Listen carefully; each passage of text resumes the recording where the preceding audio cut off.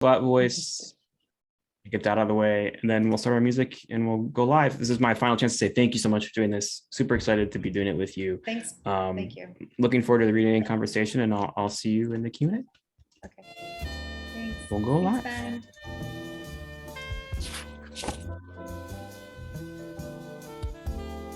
Good evening as you're joining us. Just a reminder that you are in a webinar, so you can see and hear us, but we cannot see or hear you. You do have the option to use the Q&A feature this evening. The chat is closed to you, but the Q&A is available. You can feel free to submit any questions you might have for our author this evening at any time using the Q&A at the bottom of your screen. I encourage you to submit those questions whenever you feel the spirit moves you, and I will read a selection of them at the conclusion of the conversation this evening. Live transcription is also available to you via Zoom at the bottom of your screen as well. There is a CC icon should you need live transcription. But once again, the chat is closed. You do have the option to use the Q&A. I encourage you to use the Q&A feature whenever you might like to. And there's live transcription available to you on the bottom of your screen at your toolbar as well. We'll let latecomers continue to join us, and I'll fade out our music and officially begin. Good evening, welcome. I'm John. I'm the event director at Literati Bookstore in downtown Ann Arbor, Michigan. We're pleased to welcome Jami Attenberg in conversation tonight with Benjamin Dreyer in support of I Came All This Way to Meet You. First, a quick webinar overview. For those of you who are just joining us, the chat is closed, but you may submit questions for the Q&A this evening using the Q&A feature that's available to you at any time. There's also closed captioning available to you using Zoom's auto transcription on your toolbar as well, should you need that. I will read a selection of your questions as you submit them on your behalf at the conclusion of the conversation this evening. I'll try to read as broad a sample of questions as I can, but as you may expect, we may not be able to get to all of them, but we do encourage you and thank you for submitting those questions. I'd like to take a moment to thank HarperCollins for making this event possible, and our friends and partners at Books and Books in Miami and Harvard Bookstore in Boston, two of our absolute favorite independent bookstores here at Literati. It's a pleasure to welcome their communities, which leads me to my final point. Thank you on behalf of all three stores for your support by being here this evening. You make these events in a very difficult time for bookstores possible, and they in turn make our work as booksellers sustainable. So my fellow hardworking booksellers at all three stores, thank you. And welcome to tonight's event. Without further ado, I'll introduce tonight's author and our interlocutor. Jami Attenberg is the New York Times bestselling author of 7 books of fiction, including The Middlesteins and All This Could Be Yours. She has contributed essays to the New York Times Magazine, the Wall Street Journal, the Sunday Times, and the Guardian, among other publications. She lives in New Orleans. Speaking here with her this evening, Benjamin Dreyer is the New York Times bestselling author of Dreyer's English. He is as well vice president, executive managing editor, and copy chief of Random House. He has copy edited books by authors including Neil Doctorow, Frank Rich, and Elizabeth Strout, as well as Let Me Tell You, a volume of previously uncollected work by Shirley Jackson. He lives in New York City. Please join me in welcoming Jami Attenberg and Benjamin Dreyer into your living rooms. Thank you, Yay. John. Hi. Yay, total yay. How are you, Jami? I'm good. I'm in New Orleans. How are you doing? I'm good. I'm on the west side of Manhattan, safe and sound. Good.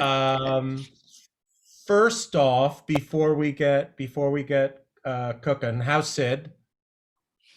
He's good. He manipulated me for several treats as soon as I got home, and I gave them to him. Fair enough. Fair enough. Yes. So I was thinking as I was getting ready for this evening, and because of course I wanted to be prepared and then over prepared and then super duper over prepared. I know that it's the done thing for these events to sort of drill down into particular passages of a book that really speak to somebody. But I also wanted to take into account that a lot of the people who are here with us tonight either have not yet read the book or are in the middle of reading the book. Or are going to be reading the book. So I was trying to figure out lots of ways to sort of go around the whole process so that we could have a conversation that people would find really interesting without, sort of dissecting and spoiling the content of the book. That said, because I do like to contradict myself more than anything else, would you start by reading a passage? Yeah, I'm going to read something that I think is like very summarizes a lot of things about the book, like a lot of themes about the book, and it shows up late in the book, or sort of halfway through the book, and it's just the beginning of a chapter called The Bone Chapel. I took a trip once by myself to the coast of Sicily. I was 45 years old. It was the end of a book tour on behalf of my 5th book, and I added on a few days so I could see the sights. I stayed at a hotel in a small city my friend Cynthia had recommended because she has traveled all over the world and has excellent taste. Here's what you want to do, she said, and I did it. I have many flaws, but I'm good at recognizing which advice I should take. I worried on the internet about driving in Italy, and enough people told me it would be fine, so I listened to them. I rented a compact car. I drove up into the bunny hills, and it was wild and scary and a fresh experience, and I loved it. I saw the Temple of Segesta, walked it, paced it, thought about the past, about how we are basically alive for a second, blink, and it's over and it's done. I took pictures. I posted them on the internet so people would know I wasn't dead, and also as evidence of some kind of new existence. If you see something new, then at least slightly, you are changed. On the warmest day of this trip, I soaked myself in the Mediterranean Sea. The water felt like silk on my skin. I sat by myself on a small rocky beach across the street from the hotel. It was romantic and it was lonely. I felt lucky and I felt sad. I wished I could fuck someone. All around me, people much younger and more attractive than myself zoomed by on motorbikes. I had wanted this trip so badly to see this new place. I had been traveling by myself for many years. It was part of my identity. I felt proud that I'd made my way there. I felt all these things, and then I looked out at the sea. That night, I walked to the nicest restaurant in town, one that sat on a cliff, and I asked if I might dine there. They told me they would not seat a party of one. They shrugged and dismissed me. I walked back to my hotel hungry and I cried. I did not want to change anything about my life. I'd worked so hard for it, but also at that moment, I did not want to be alone. I was exhausted with doing all the work of being on my own. I wanted someone to dine with me at the nicest restaurant in town. I resolved not to travel by myself anymore, or at least not as much. But I was worried I was too spoiled and selfish. I also worried no one would want to spend that much time with me. I'd been on my own for so long. It had been 8 years since I'd been in my last serious relationship. I wish that everything was natural and easy for me, but sometimes it is not. I spend too much time alone, which I love, but sometimes when I surface, it takes me a while to acclimate myself to other people. I blame it on being a writer, but also actually it is just me. It's both my solution and my problem, being alone. That's it. That's great. That's Thanks. great. That's great. So we've just heard you reading, and a lot of the things that I've been sort of thinking about today are about, like, the voice of your book, and we're gonna get to that. But I guess one of the questions I had a little bit down the pike, but might as well do it now. You have a very sort of voice-driven writer's voice in this book. I certainly, when I was reading it, really felt as if I was being spoken to. As much as I felt as if I were reading something. I guess I was just sort of wondering, there's an audio book of this book, as there are increasingly audiobooks of so many books. I mean, once upon a time, it was like, I would notice this because we would always call the audiobooks out on the back flaps of our hardcovers, and it was like 1 in 10, every now and then. Now it's like most of them, really. Did you have any inclination to record your own audiobook? Not even for a second. I had heard from other writers, memoirists, because I don't think they really ask a lot of fiction writers to record their work. So I've I've had all these other books and it's never even come up in conversation because it's fiction. And so this was, I don't even think it came up in conversation. I just felt like it was going to be, I just thought it was going to be too hard for me. I'd heard that it was really kind of, unless I had written something that was just purely fun. It is a funny book in a lot of places, but I'd heard that it was very, could be a very draining experience. And I sometimes really get sick the sound of my own voice. So I just didn't feel confident that I would enjoy the experience. And I don't think you should do things professionally, like if you can help it, that you don't enjoy. Like there's plenty of things that we do that we don't enjoy, but like this was like a choice that I had that I didn't have to do if I didn't want to. And I was like, why would I put myself through something like that? It wouldn't have, I don't think it would have added anything to the experience for anybody. So No, the power of saying no is just, it's a wonderful thing, to decline to do something that you don't want to no, do. because there's plenty of stuff I do that I don't want to do. I don't want to make it sound like I can just say no to anything. But that was like kind of like well, that I could just not do and it would be okay. So yeah. Sure. Have you listened to the audiobook? I listened to her audition. I haven't listened to the audiobook. I've heard it's good from people. They're very satisfied with it. I like that she has there's like a little bit of quality to her voice that she doesn't sound like me, but it's sort of like, I think she gets it. And I've messaged with her.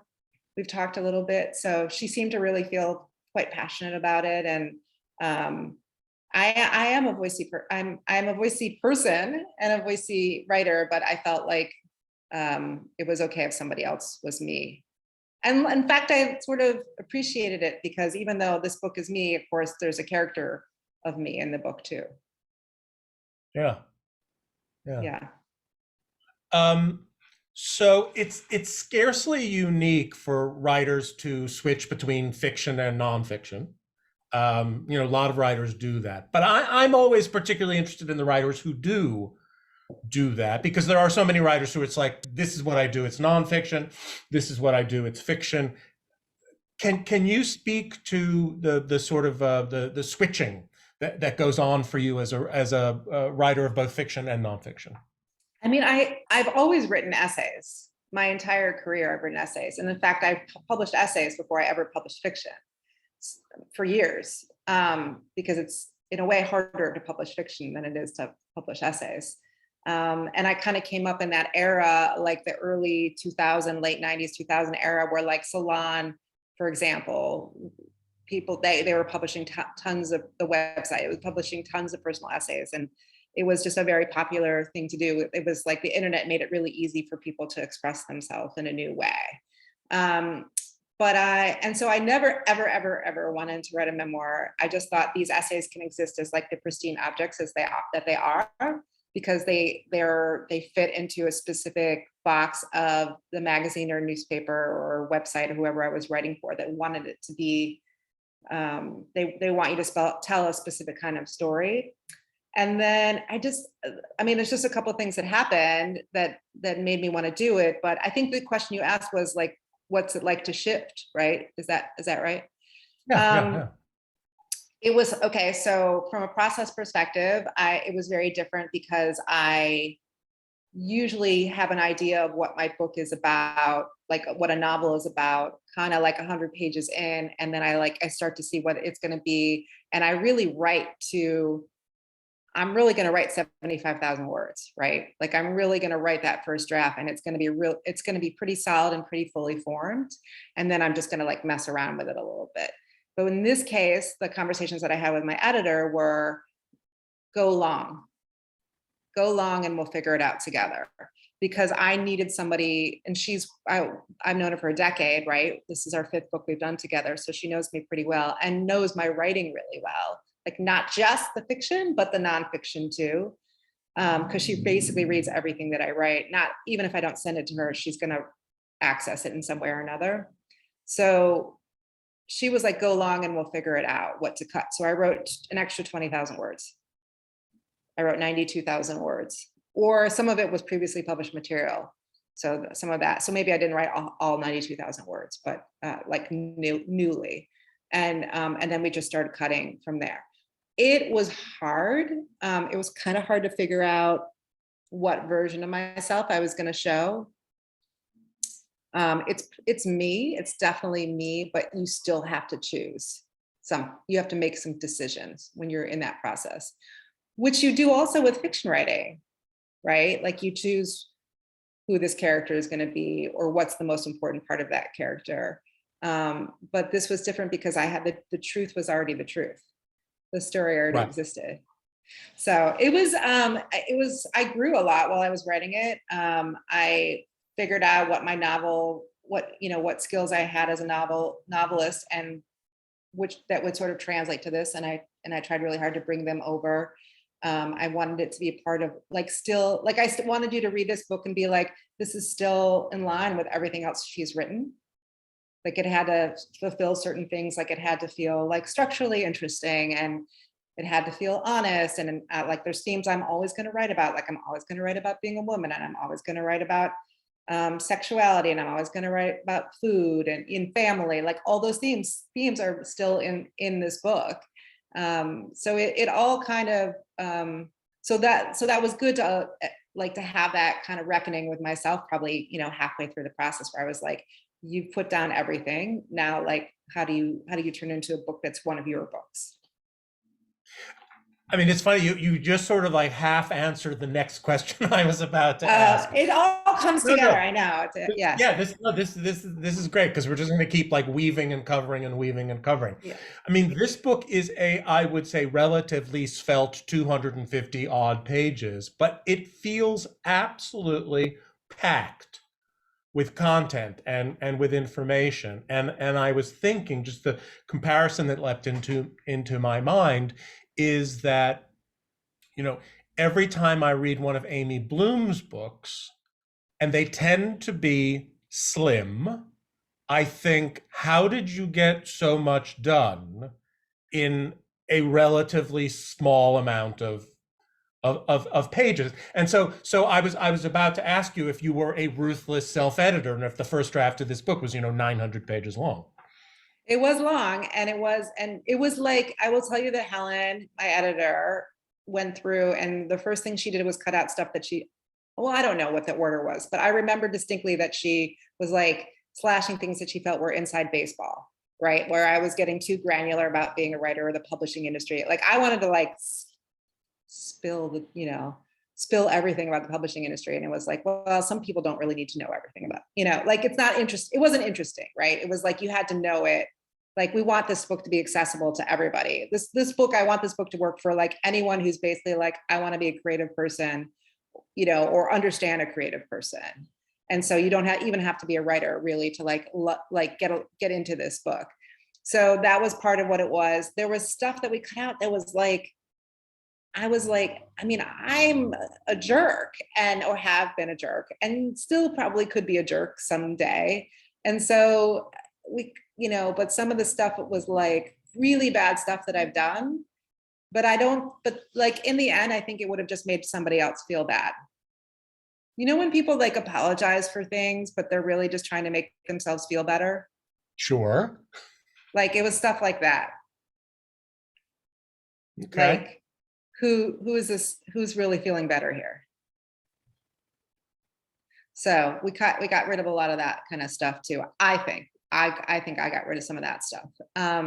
There's still plenty of things that you can judge me about in this book if you choose to. But it's yeah. I mean, you said in one of your recent interviews that one of the things about writing fiction is that it's very you're gossiping about your own characters. Mm. And that the danger point of writing memoir is that you are gossiping about yourself. And how sort of self-exposing that can be. Did I mean, taking into account that you have your whole career written nonfiction, did writing this book feel particularly dangerous or exposing, or at any point did you think, I don't want to do this? I really felt I have a lot of memoirist friends, and so I like asked them all a lot of questions along the way. And I really certainly have had moments in the process where I was like, you're nuts. This is a terrible idea. This is I don't really recommend the experience to anyone. I really thought maybe I'd just like gone a little bit too far, or I don't know. But I also was like, this is the truth. This is like building to something, right? Like there's an accumulation of ideas, and I think that the book can be helpful, and I just really wanted it to be honest. And I have, I've said this before, I think I've written about it before, but like one of my friends, Rosie Schaff, the great Rosie Schaff, was like, who's written a memoir before and has been an edited people before, had said the biggest asshole in the book has to be you. Like you have to be willing to be that person that, you have to be willing to be that kind of like question yourself, and also not, and also like have like the right approach to the book, like have an understanding of why you're writing this book. So I have had moments where I regretted writing it already, and I have had moments where I've connected with people off of it already who've just read it and are like, this meant something to me. So I think it felt like a risk, but I'm hoping it pays off, not in the way that one traditionally thinks of pay, although that would be nice also, but, and I do get paid to do it. But you know what I mean? Like, I hope that it's like when you make a piece of art and you put it out in the world, you want people to get something out of it. And, we all have our hopes and dreams that it like speaks to people. And it is, when you talked before about it feeling like I was speaking to you or being conversational, and it's because I am being conversational, because this is the way that I talk to the world.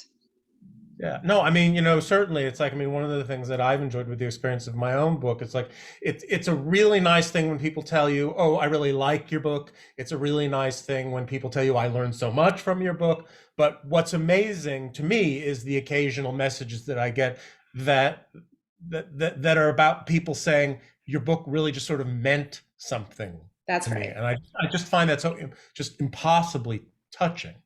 Yes. I know. I don't know how you pulled it off with your book. You really did, though. It is like a very meaningful book. It's very sly in that way, but your like spirit comes through it. It's really a wonderful book. I can't imagine anyone who's watching this right now hasn't bought the book yet, but if you haven't yet, please buy the book. His book. Okay, yes. Also my please. book, but his book too.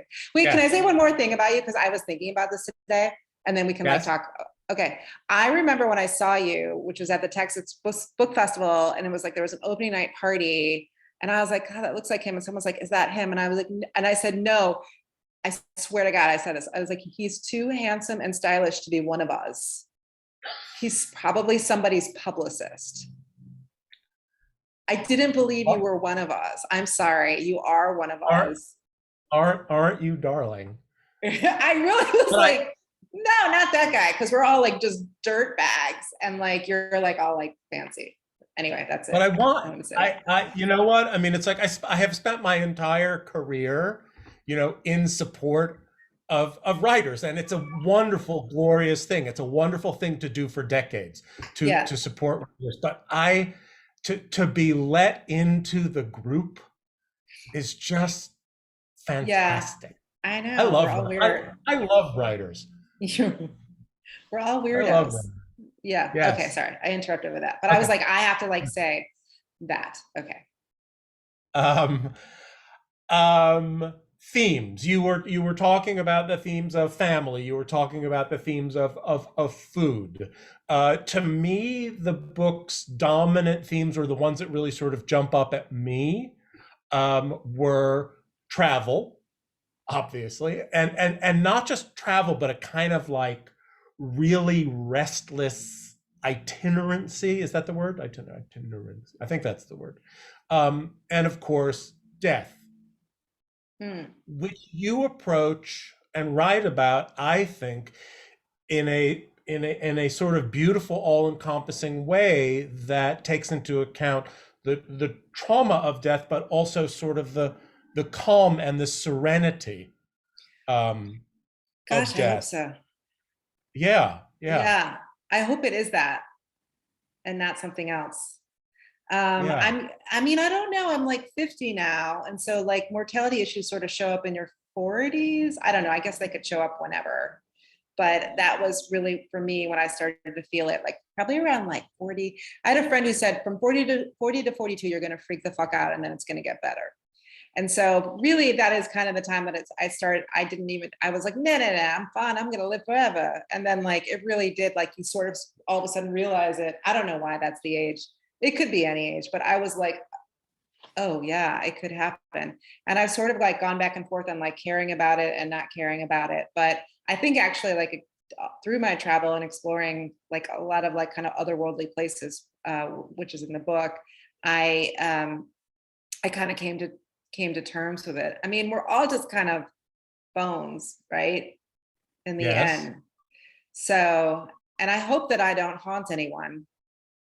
I hope, or that I don't sort of like, I almost sort of hope that I just sort of like, it's very peaceful, but I think it's like, if you can just like live this life doing the, you know, working on the things that you want to work on, and like building communities and friendships and things, you know, building the life that you want to have, whatever that looks like for you, even if it could be really small kinds of things that you love. It could be like, you know, oh, I want to be a part of the world in a really big, for, you know, public facing kind of way, or I want to be like, I just really like my neighborhood and I really like my block and I really like my garden. And that sounds really amazing to me also. Like, and whatever it is that you like, figure out that you like and can just kind of hang out doing that, that seems like then whatever happens afterwards, it's fine, because you spent your time on this planet doing the thing that you wanted to do. I feel really fortunate because I found the thing that I wanted to do, which was write. I think it's a gift for other people if they want to write, just to sit, if they have any interest in it at all, just to sit down and write every day or every other day or whatever it means for them. Like that's part of like what this book is about too, is sort of encouraging people to explore their creative self, right? Like that's, I know you asked me about death, but this is actually, but death is kind of about living for Yes. me. Yeah. Yeah. No, I mean, That's well, it. we're just here wandering. That's what this conversation is for. It's like, I mean, it's like it's like one thing that I always say. It's like, you know, you work out conversations in advance in your head, and it's like what I'm going to say, what she's going to say, what I'm going to say, what she's going to say, and Yeah. as soon as the other person opens their mouth, it's like, oh, I can't control this anymore. Let's see where Yeah. it goes. Yeah, You know, it's true. it's like she has her own consciousnly, and she will tell me what she wants to tell me. Yeah, but I don't know. I Um, like, I do, but I agree. I have like I just every year I get older, I like feel like I learned something new yeah. about that. How do you feel about death? Um, well, I mean, you know, it's a big subject for me Yeah. right now. I mean, you know, I lost my mom like last spring, and I have been sort of in many ways kind of oddly untouched by big death over the course of my life. But then I lost my father and my mother within, you know, 14 months of each other, and it's a lot. It's a lot, you know. It's a lot, Yeah. and one of the things that I have really tried to be mindful about is to be there, you know, Mhm. is to not walk away from any of the feelings that I was having, Mm. you know, to let myself experience them, to experience the grief as much as I absolutely needed to, um, because it had to happen. You know, it had to happen. If I didn't let it happen, I was going to spend the rest of my life having it sort of pop up at me from, you know, from sort of odd corners. And I really wanted to sort of be there, and it was a lot, but it was also, you know, it was also really something when I began to feel the light sort of coming back, and to be Mm. able to think, um, you know, to think particularly about my mother with a sense of, yes, there's, you know, the daily sense of loss, but also, you know, reclaiming, you know, her vitality Yeah. and her presence. Um, do you did you write a lot about it? Um, I have I have touched only a little bit on the subject. I wrote I wrote a piece for the Criterion movie people about this odd little Neil Simon comedy that I'm particularly keen on, Prisoner of Second Avenue, and it turned into a meditation about my parents. Yeah. And it's funny how you think you're writing about one thing and then something else sort of comes up. But I also did write, I did write one essay about my mom and the sort of the process of the things that you go through for the first time after a death. Mm. I mean, it's like she died the day before Mother's Day, which was 2 days before my birthday, and it's like, okay, so this is now a different experience That's right. than the last one. And you're just going to sort of cycle through it. Yeah. And then sort of gets easier and also changes. The feelings will change Yeah. yeah. Yeah. I mean, just Wow. being present for your own feelings it's a big Totally. assignment. Yeah. Yeah. Yeah. Wow. Yeah. I think I have learned that too. But sorry, go ahead. What were you going to say? No. That was my thought on that subject. I feel like when you write a memoir, it's like you have no choice but to be present for your own feelings. You're basically like forcing yourself to sit down and be present with your feelings. And then on top of that, because I wrote it during the pandemic, there was no flitting off to do a book tour, like writing something, like seeing something that was hard and then scurrying away from it and just leaving it over there. It was like every day I just sat down and was with my feelings for like a year. As everybody was with their feelings, but they didn't maybe necessarily have to write about it. So, and like for purchase someday, 2 years later or whatever it was. But I don't know, I don't really mind it. I think it's like about sort of being really forgiving to yourself, and like letting yourself have all the feelings, and then also like not forgetting to like, I mean, this is sort of like a cheesy thing to say, but talking about your feelings in general is sort of cheesy, but like it's about like recognizing, when you're supposed to experience joy or when you like have successes, and like letting yourself feel the good stuff and not just the bad stuff. So that was like when I wrote this, I was like, oh, I did things with my life. Oh, I'm not so awful. Like that was helpful Yeah. to me to like, I don't think I would have gotten away with like writing a fully self-loathing kind of book or whatever, but I just like there's just a full range of feelings available to people, and also like that you can feel more than one thing at the same time is really important to understand too. Like you shouldn't, you can feel grief for someone, you can grieve someone and also still have something nice happen that day. Sure. I mean, yes. I mean, I can think of a few deaths past where I may even have explicitly said, I will never be happy again. No. Oh, that's so And then, sad. and then the day comes and it's like, oh, all right, I am happy again. I Yeah. am happy again. I think of you as Um, happy.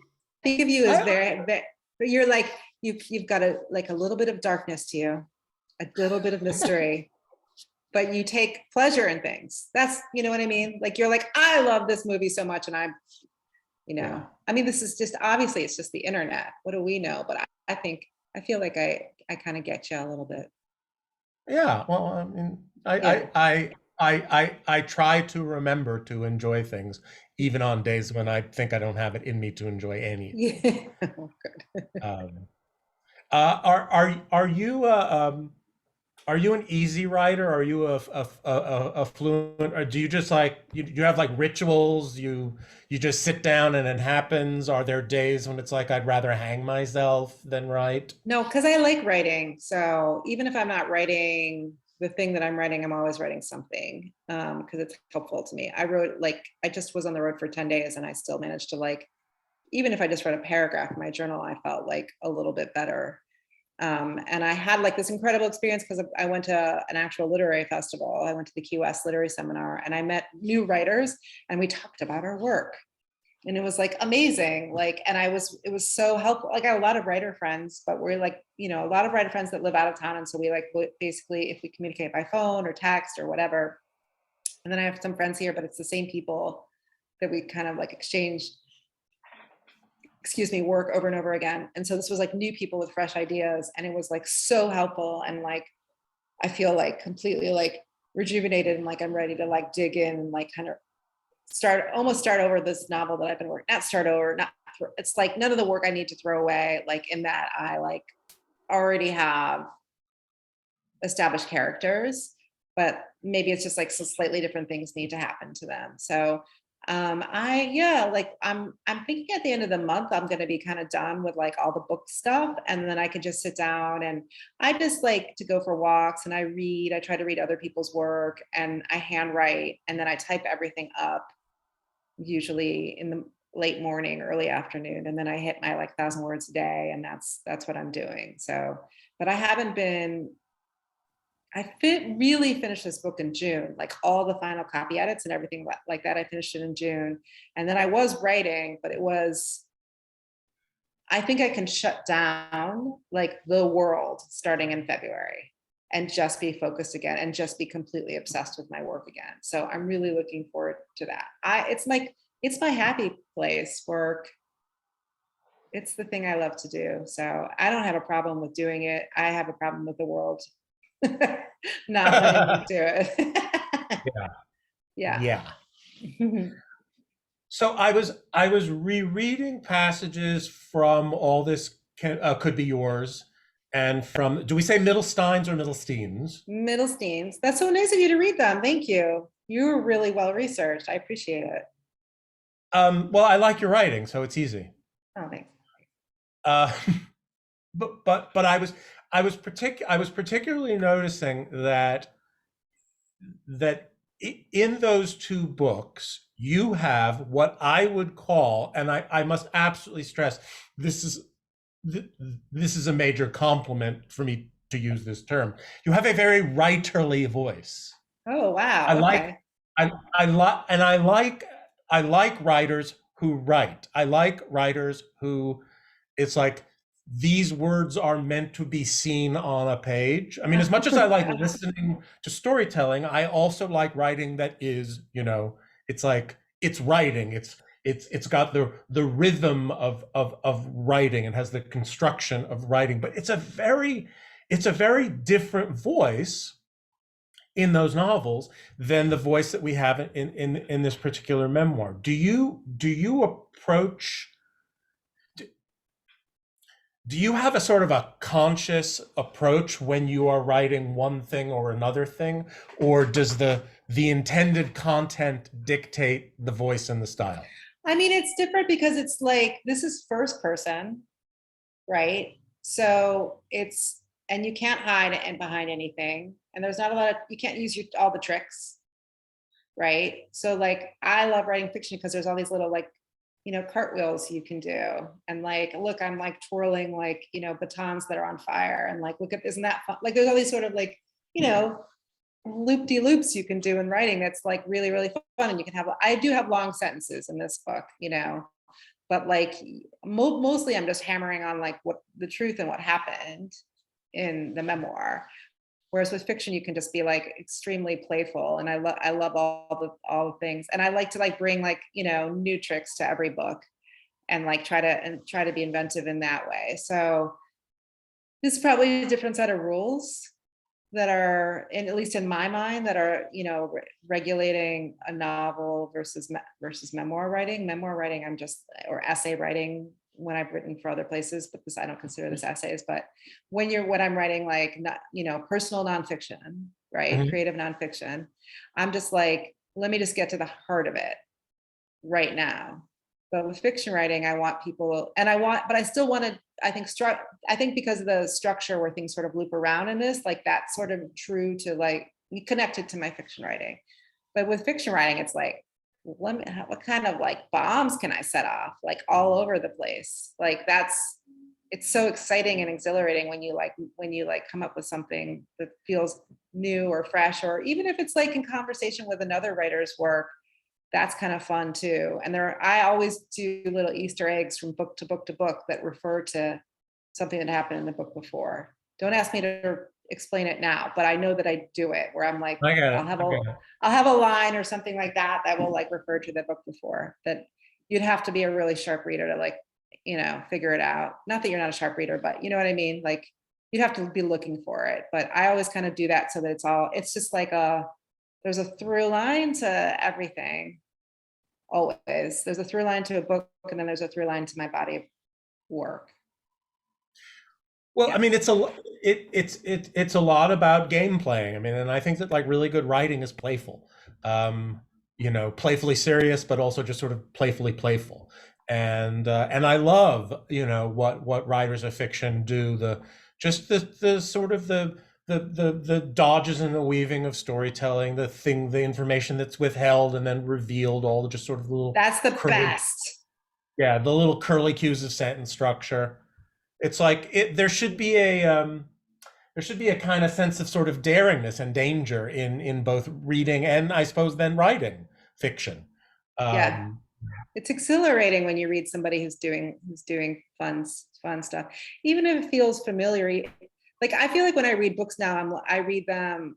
I have a different experience now of reading than I did 20 years ago, or even 30 years ago, or even 10 years ago, because the more that I read, I'm just sort of, sometimes I read people's work. Like here's a really good example. Like I read Lauren Groff's work. I've read everything she's ever written. I've read early drafts of her work, things like that. And every time I'm always like, I just want to see what Lauren's doing.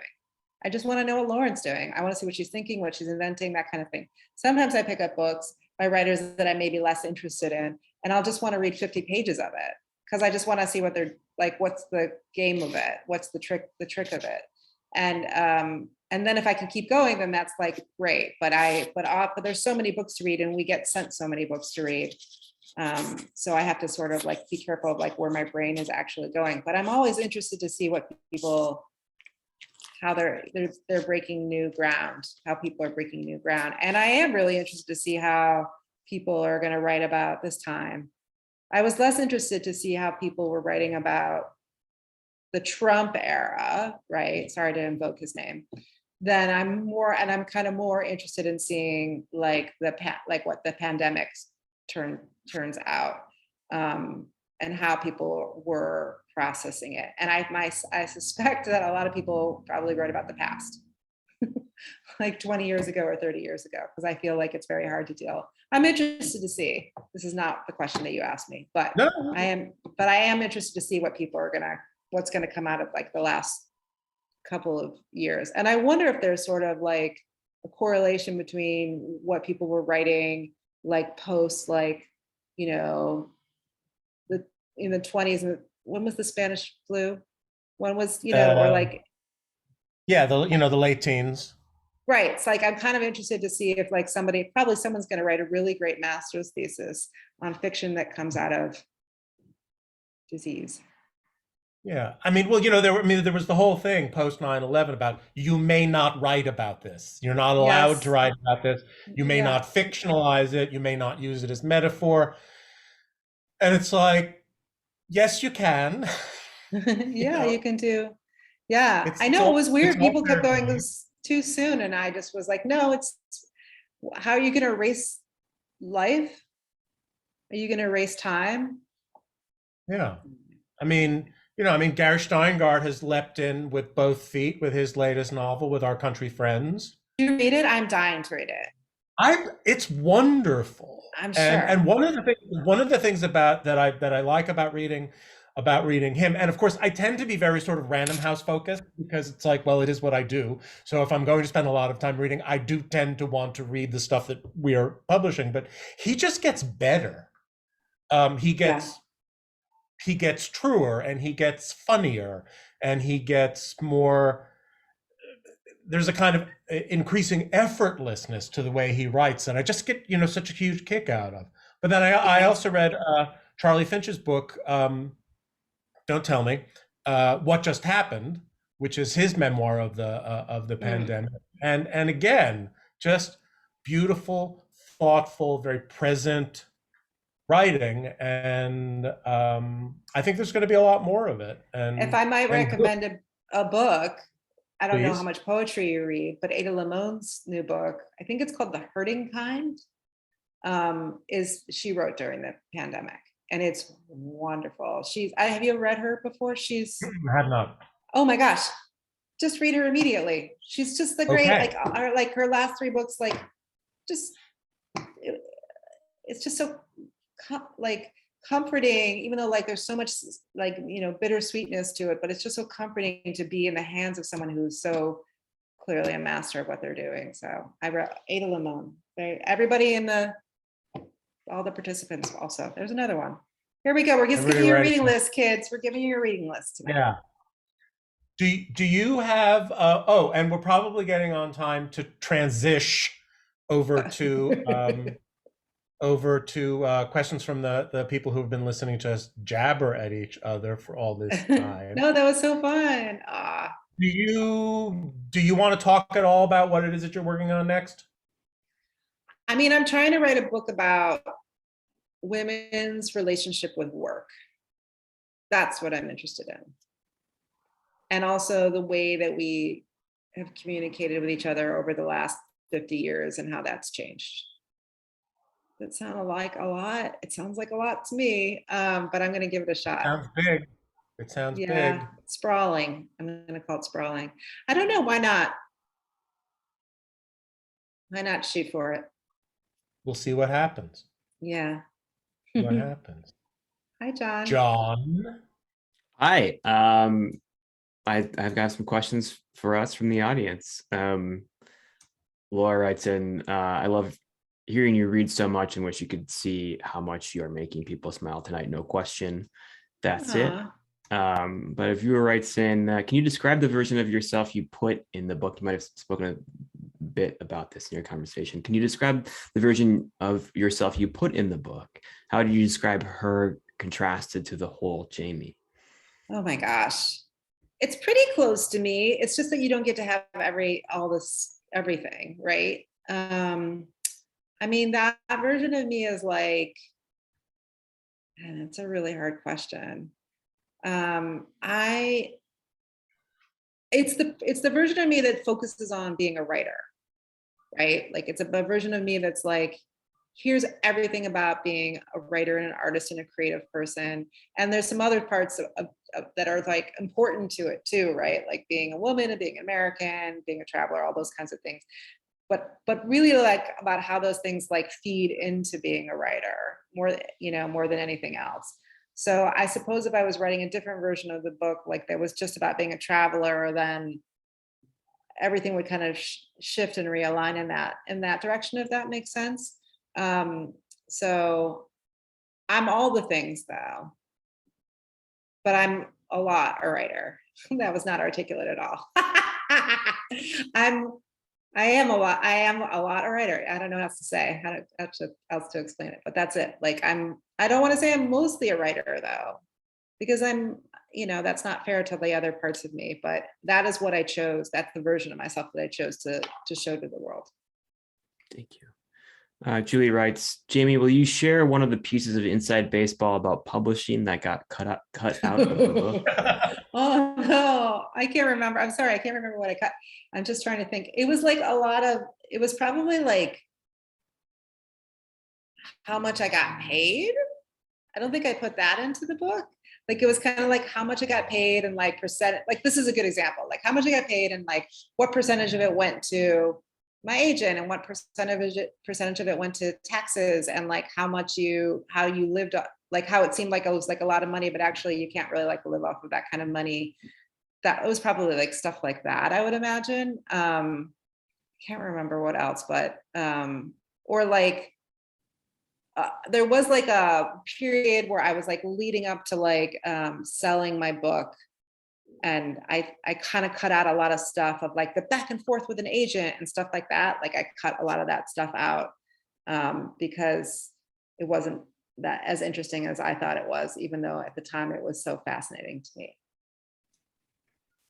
Viewer writes, if you ever receive criticism of your nonfiction, is that harder to process than any you may receive about your fiction? Listen, that's a really important question. I mean, I have gotten some bad reviews of this book. Mostly they've been pretty lovely. There's been a couple that have been sourpussy. And I was like, I don't like it. I don't think it's like, here's what I think is like, if they don't like me, there's nothing that I can do about it. And I really didn't I really didn't write this book to be liked. I just wrote the truth. And there's plenty of people who don't like me. And I'm old enough to know that that's true. And that I kind of there's plenty of people I don't like. So it sort of all works out in the end. I feel like my entire life, people have like said she's a good writer, but I don't like what she's writing about. So I guess I'm sort of used to that. I don't really want people to dislike me. It doesn't feel great, but I would feel worse if they disliked my writing. Elizabeth writes, do you think the 1,000 words of Summer and Craft Talk have changed the way you write? We are so grateful for both. Oh, that's so nice to say. I would think so completely. This is something that I realized since I started talking about the book, that like my editor, so I wrote the book, we were like going through edits and drafts, and I was writing the memoir. I was writing my craft talk the entire time, like over the span of a year. And as I was writing the memoir, and my editor was the one who said to me, you need to put more of that vibe into the book. And I was like, it's just my newsletter, whatever. It's just like the thing I write on Sunday mornings or whatever it is. And like, it's nice and I love it and I love to connect with people, but it didn't feel like the same thing as what I was writing in the book. And she was wisely the person who said, I think actually this is part of the book.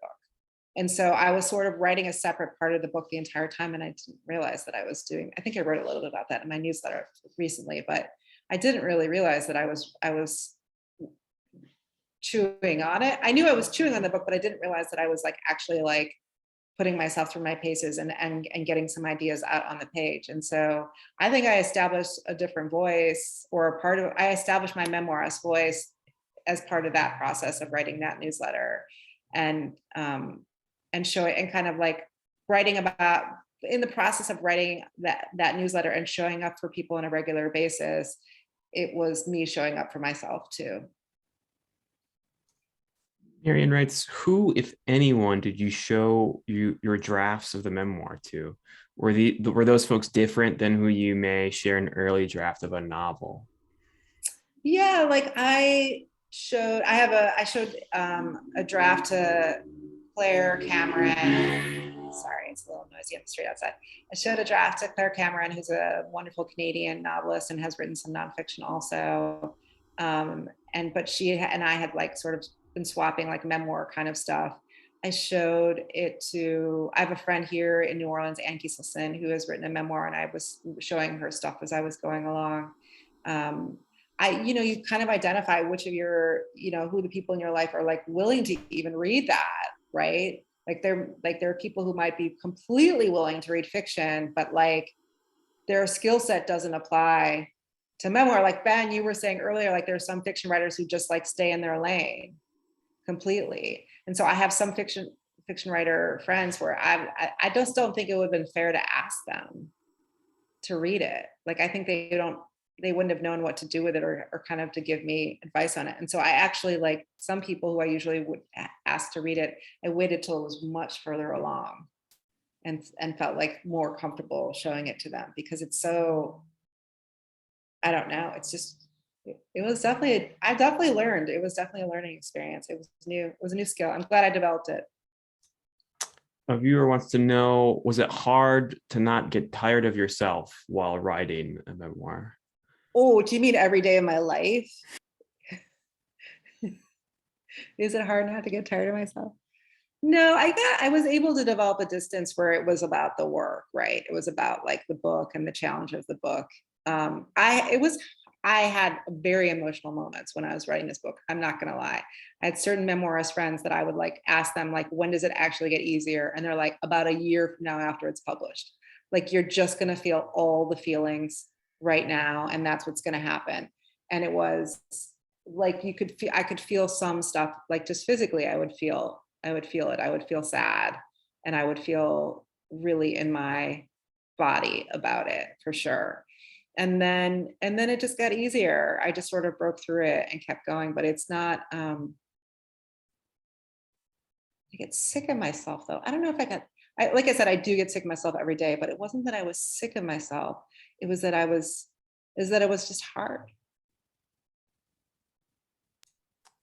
Kara writes, at the end of the reading, there's something like, I think being alone is my solution and my problem? How do you strike a balance? I love to isolate, but then tend to linger too long in the loneliness. I know it's really hard, isn't it? Because it's like there's like this, like it's like you can crawl into the loneliness. Like there's like a comfort that goes into that you can get into with the loneliness because it's like, it's safe here and I don't have to deal with anything or anyone, and I don't have to change almost at all because I'm just here and I'm in the lonely place. I think it's about having enough of a community that people can look out for you. That's like a really good starting point. And like, I think it's about valuing yourself enough to want to reach out to people when you need to reach out to people. I think it's about like there's a self-care and like knowing when you need to go away from everyone, and then there's a self-care in knowing when you need to reach out to people too. It's so easy to just get stuck in that place when you thought you were like boldly embracing it, and then all of a sudden you realize that you're trapped there. I don't have any hot tips for you. Just know, I think it's about like loving yourself enough to look out for yourself. Maybe this is a question for both of you. Do you limit your time on social media to stay productive? I try. I try. I have to because it's my job. So I have to get work done. There's no choice in the matter, really. Like you have to get up every day and you have a job to do.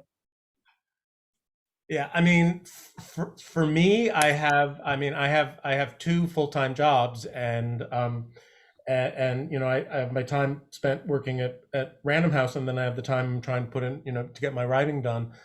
For me, social media is a lot of blowing off steam. It's a lot of like, it's a way to get out of feeling isolated. It's also, it's kind of important actually. It's like, for me, social media was how I like figured out what my writing voice was supposed to be. So it's too tempting, it's just too tempting. Right. I think we have time for one more question, and to sort of loop back to Benjamin's last question for you, Jami. Michelle wants to know, what is it about women's relationship to their work that makes you interested enough in that topic to write your next book on the topic?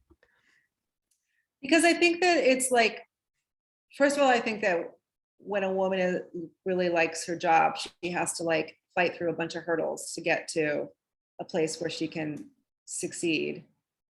And whereas I don't think it's the same for men. So, so that's part of it. Like there's from a fiction perspective, like the stakes are already there, right? It's really intriguing.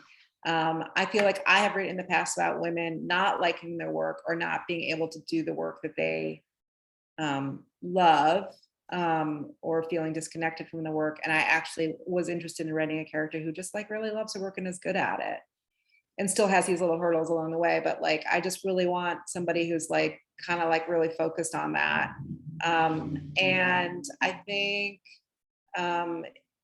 it's especially because I wanted to write something that was like sprawling over several decades. Like I wanted to see how a career kind of evolved too. I don't know. I just think women have a different relationship with work than men do, and I want to write about it. Thank you. Well, we've reached the top of the hour. Thank you both so much for taking time out of your Friday night to join all of us virtually to celebrate, Jami, your book. Congratulations, and wishing you a continual exciting tour, whether virtual or in person. But to all of our friends joining us from Books and Books in Miami and Harvard Bookstore, thank you so much. Have a great weekend, everybody. Take care. Thanks everybody. Thanks, Ben. Thanks, John. Thank you, Jami. Thank you, John. That was great. Take care all. Bye.